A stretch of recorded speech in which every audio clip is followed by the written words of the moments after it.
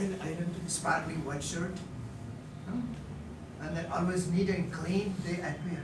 Some students, when they took off their shoes, you have to go out of the classroom. So stinky socks.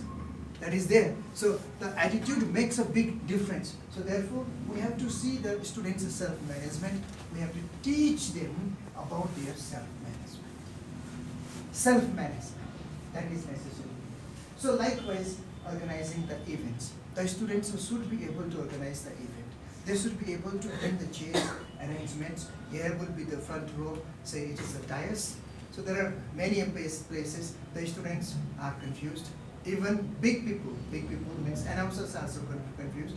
The meaning of dais, the meaning of stage, the meaning of podium. So these things are always confusing because anybody is using it as it is like that. So it's a variation differences. The student should be given a specific way. So the front row is in fact dais. The stage is stage. And the podium is the place where the mic is there and then he stands on the podium. So may I invite somebody on the stage? He is asking for the lecture to give. May I request someone XYZ to come on the podium for a short speech delivery. So the words, arrangements and those things are very, very essential. How the sentence is being structured during the time of the students' announcement, delivery. So that is very important. So likewise, the delivery of the speech. The starting will be very slowly. It goes high and then comes down and then at the end. Thank you so much. For any queries, please refer to this place. The students should be given like that. That is necessary. So likewise, a proactive attitude.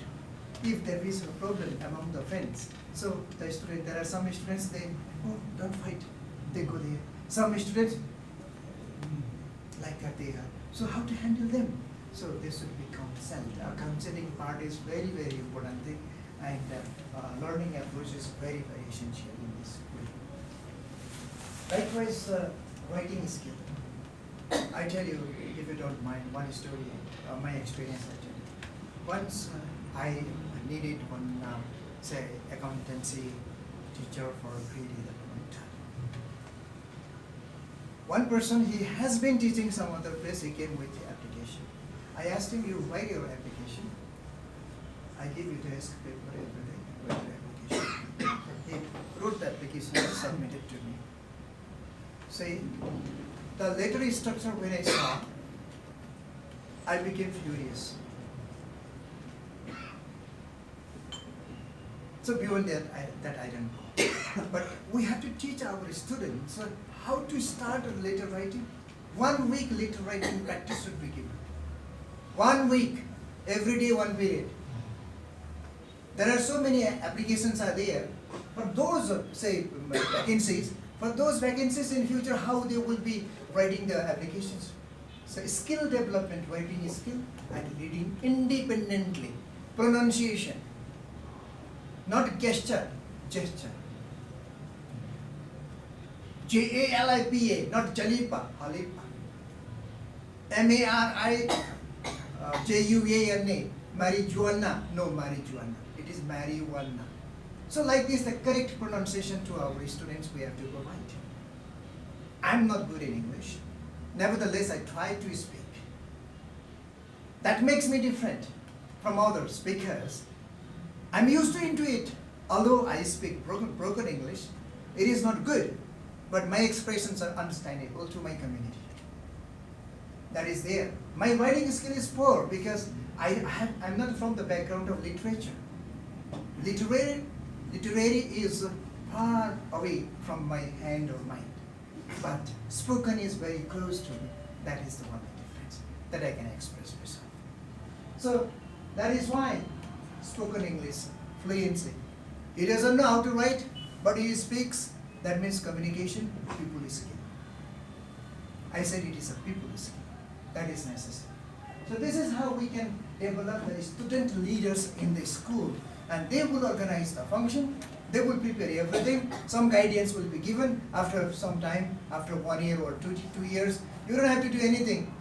The students of 7th grade, you give the assignment, 8th grade also little. You give 9th and 10th, they will be doing, and brothers and sisters will follow. You don't have to do anything. Finish. You don't have to do anything. This is the way that we can do. And financial management part is there. This is basically for the financial part, and principals also will have to drill in the financial part. So expenses, IRR, revenue, and projection. These are very important things. That is essentially everyone has to remember all the time. Budget planning, income source, expenditure planning, and auditing. Now we go to internal auditing, not this auditing. Internal auditing is self-auditing. Have I put on the coat properly? Have I put on the tie properly? Have I put on all the buttons? And my sleeves are okay? How do I look? My hairstyle or everything? So I have to check myself. Self-auditing. There's a really famous story. This is a story. That I've been hearing Let us now, listen. and I want to share it with the whole world back there. This is a story about the Buddha and the homeless man. One day there was a homeless man, and he's been trying to gather food, and he keeps noticing every day his food disappears. One day he caught the mouse that kept stealing his food, and he asked the mouse, "Why are you stealing from me? I'm a homeless man. You can steal from richer people than me, and it won't have any effect on them." The mouse then told the homeless man, "It's in your destiny that you can only have 8 items in your possession. No matter how much you beg, no matter how much you gather, this is all you'll be able to have." The homeless man was shocked and said, "Why is that my destiny?" And the mouse said, "I don't know. You should try and ask the Buddha." So the homeless man goes on his journey to go find the Buddha, and as he's going, he gets late, so he ends up at a wealthy family's house, and he asks if he can stay the night. They let him in, and they ask him, "Young man, why are you traveling so late?" And he answered, "I have a question for the Buddha, and tomorrow I'll be on my way."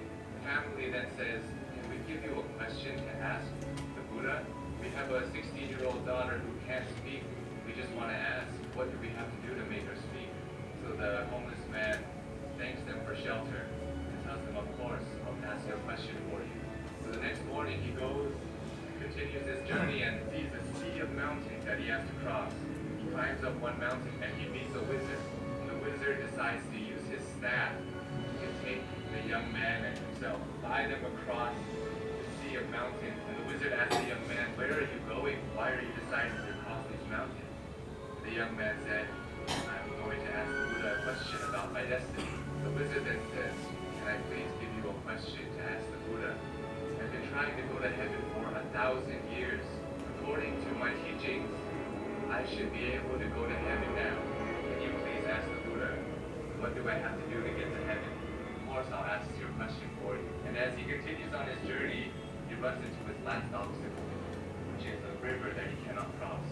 Luckily, he meets a giant turtle who decides to take him across the river. And as they're crossing the river, the turtle asks, "Where are you going?" "I'm going to see the Buddha. I'm going to ask him a question about my destiny." The turtle then says, "Can you please ask a question for me too? I've been trying to become a dragon for 500 years. According to my teachings, I should have become a dragon by now. Can you please ask the Buddha, what do I have to do to become a dragon?" So the young man thanks the turtle for taking him across the river and says, "Of course,